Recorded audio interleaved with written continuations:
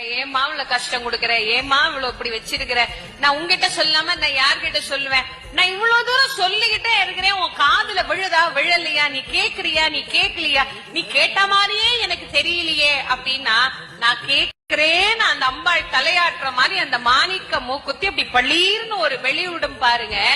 ரசித்தால் மட்டுமே அந்த அனுபவம் புரியும்.